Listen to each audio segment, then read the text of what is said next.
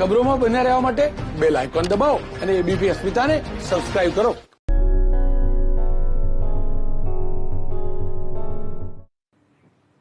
ABP અસ્મિતાની વિશેષ રજૂઆત મારું શહેર મારી વાત અંતર્ગત વાત કરીશું વિરમગામ શહેરની. અહીંના સ્થાનિકોની શું હાલાકી વેઠી રહ્યા છે અને શું સમાધાન ઈચ્છે છે, આવું જોઈએ અહેવાલમાં. મારું ગામ મારી વાત કાર્યક્રમમાં વાત કરીએ વિરમગામ શહેરની. મારી સાથે અહીંના સ્થાનિક લોકો છે, વેપારી અગ્રણીઓ છે, તેમની સાથે વાત કરીને જાણીએ શું છે તેમની સમસ્યા. વડીલ, આપ અહીંયા રહો છો કેટલા સમયથી અને મોટામાં મોટી સમસ્યા તમને કઈ લાગે છે? આ મુખ્ય બજાર છે તો મુખ્ય બજારમાં સાહેબ રોડની તો મેઇન પ્રોબ્લેમ છે. રોડ રસ્તા ક્યારે પણ સુધરતા છે નહીં, ક્યારે પણ એનું રિપેરિંગ થતું નથી. આ તો કાયમ વારંવાર પ્રોબ્લેમ રહે છે. અને ગોલવાડી દરવાજાથી લાકડી બજારવાળો રસ્તો આખા હનુમાનજી સુધી આખો એટલો ખરાબ છે કે એની હદ નહીં કોઈ. એ ક્યારે પણ એ સુધરતો નથી સાહેબ. આવા જવામાં વેપારીઓને ઘણી બી તકલીફ થાય છે. દાદા, તમે કેટલા સમયથી અહીંયા રહો છો અને તમારે ધ્યાને કઈ મોટી સમસ્યા આવી છે અહીંયા? હેલો, અમે તો બાકી જિંદગીથી અહીં રહીએ. એ જન્મભૂમિ જ અમારી વિરમગામમાં છે.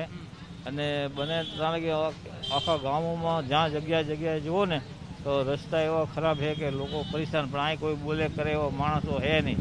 અને જે હતા એ બધા અમદાવાદ જતા રહ્યા. જે આ ગામના અંદર જે સારું કરવાવાળા માણસો, જે સમજવાળા બધા વિરમગામ છોડી જતા રહ્યા. એ આ રસ્તાના હિસાબે ક્યાંય કોઈ લગ્ન પ્રસંગમાં કોઈ અગાઈ કરવા આવે તો જોઈને રસ્તો જોઈને માણસોને ગામ મૂકીને જતું રહેવું પડે. આ ગામમાં કોઈ છોકરીએ ના દેવાય. અને આવો વર્ષોથી ચાલે છે. રસ્તા ખરાબ, પછી એક રસ્તા મૂંછરનો ગટરોનો પ્રોગ્રામ, ગંદકી બહુ, અને આવું બધું બહુ જ ચાલે છે. પણ હવે અહીંની પબ્લિક એવી છે ને કે અમદાવાદ જેવી કોઈ પબ્લિક હોય ને તો આનો બધો ઉપાડો કરે ને કેટલું જપ્પા કરે. પણ અહીં કોઈ પબ્લિક એ રહી નહીં મોટી કેપેબલવાળા કે ભણેલા ગણેલા એવા ગામડાના માણસો ને બીજું ને ત્રીજું ને એવી રીતના છે. એટલે એના હિસાબે આ રસ્તાનું છે ને આવું આયોજન ચાલે. રસ્તા બને તો સારા બનાવતા નહીં. આ 1-2 વર્ષ જરા રેડી હોય ને 2-3 વર્ષ પછી જુઓ તો હતો ને એવો થઈ જાય. હા, તમે જણાવો, આપ અહીંયા રહો છો, યુવા તરીકે આપને તેને કઈ મોટામાં મોટી સમસ્યા આવી છે, ચાહે આરોગ્યની વાત હોય કે શિક્ષણની વાત હોય, રોડ રસ્તાની વાત હોય? વિરમગામમાં આમ તો જોવા જઈએ તો વિરમગામમાં કોઈ સમસ્યા ના હોય એવું તો છે જ નહીં. વિરમગામના રોડ રસ્તા હોય, ગટરનો પ્રશ્ન હોય, શિક્ષણનો પ્રશ્ન હોય, આરોગ્યનો પ્રશ્ન હોય, તમામ રીતે વિરમગામમાં આજ સુધી કોઈ વિકાસ થયો નથી. વિરમગામમાં કોઈ સારી સંસ્થાઓ આવતી નથી કારણ કે વિરમગામનું રાજકારણ એટલું ગંદુ છે. વિરમગામમાં આજ સુધી જેટલા પણ એન્ટ્રી પોઈન્ટ છે, એક પણ રસ્તો તમે જોઈ શકશો કે સારી હાલતમાં નહીં હોય. સામે જ આપણે જોઈ શકીએ છીએ કે લાકડીવાસ વિસ્તાર છે, ત્યાં વર્ષોથી રસ્તાનો તકલીફ છે. ત્યાંના મોટા ભાગના રહીશો જેમના ઘરની અડીને જ ગટરની લાઈનો જાય છે, આજ સુધી નગરપાલિકાએ કોઈ ધ્યાન આપ્યું નથી અને એમને પણ કોઈ નિરાકરણ આવે એવી વ્યવસ્થા કરી નથી. સાથે તમે જોઈ શકશો કે અત્યારે રોડ પર જે રીતે ગાયો ફરી રહી છે, લોકોને અકસ્માતનો ભય રહે છે.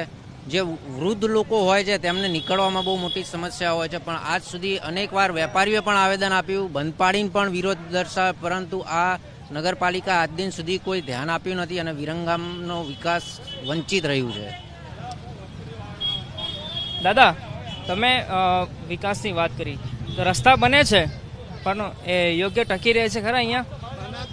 5 વર્ષથી તો રસ્તા નથી બનતા, ગટરું સાફ નથી થતી, પૈસા બધા ચવાઈ જાય, ગમે એટલું ગ્રાન્ટું આવે. આ ગટર જુઓ સાહેબ કેટલા વર્ષથી ભરી ગયેલી છે. 5 વર્ષ એમના ભરેલી ગટરમાં પૈસા કેટલા સાફ કરવાના. આ રોડ જુઓ તો 5 વર્ષથી એક રોડ હજુ નથી બન્યો. ગ્રાન્ટો બધી ચવાઈ જાય બારોબાર.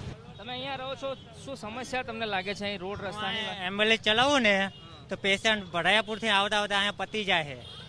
અમને રોડની તકલીફ છે. એને આ રસ્તા તો જો ખરાબ કુંડીના ઢાંકણા બાંકણા બધું ભરેલું, અંદર માણસ આખા ગળી જ જાય છે. અંદર કોઈક રિક્ષાવાળા હેરાન થાય છે. ગંદકી એવી પાછા ગંદકી તો જો કોઈ માણસ રહી નહીં શકતો. એને આ હું એમ્બ્યુલન્સ ચલાવું તો પેશન્ટ પડી જાય છે. રોડ વચમાંથી આમ નીચે નમી જાય, કેમ કે ખાડા ખરીયા જેવા છે. હું બાઈકે તેને એમ્બ્યુલન્સ જ ચલાવું. હું ડ્રાઈવર જ છું એમ્બ્યુલન્સનો. હું એમ્બ્યુલન્સનો ડ્રાઈવર. આ બાજુ રિક્ષાવાળા કોઈ જતા નહીં. રિક્ષાવાળાને એક્સેલ ભાંગી જાય, તૂટી જાય, ખર્ચો થાય. અહીંની વાત કરીએ તો નેતાઓ ચૂંટાઈ ગયા પછી કે નેતા એક પરિસ્થિતિ જોવા આવ્યા છે? સમસ્યાઓ તો ઘણી બધી કરી. ના, આમ જોવા જઈએ તો વિરમગામમાં જીત્યા પછી કોઈ પણ પક્ષ હોય જનરલી કોઈ નેતા ચૂંટાયા પછી આવતા નથી, અને આવે તો પણ દિલાસો આપવા માટે આવતા હોય, પરંતુ જે કામ કરવું જોઈએ તે વિરમગામના એક નાગરિક તરીકે ક્યારેય થતું નથી. વિરમગામ આના કારણે જ વંચિત રહી ગયો છે. વિરમગામના સ્થાનિકો હતા, તેમની શું સમસ્યા છે તે જાણવાનો પ્રયાસ કર્યો. કેમેરામેન પિયુષ લેવાની સાથે અર્પિત દરજી, બીપી અસ્મિતા, વિરમગામ.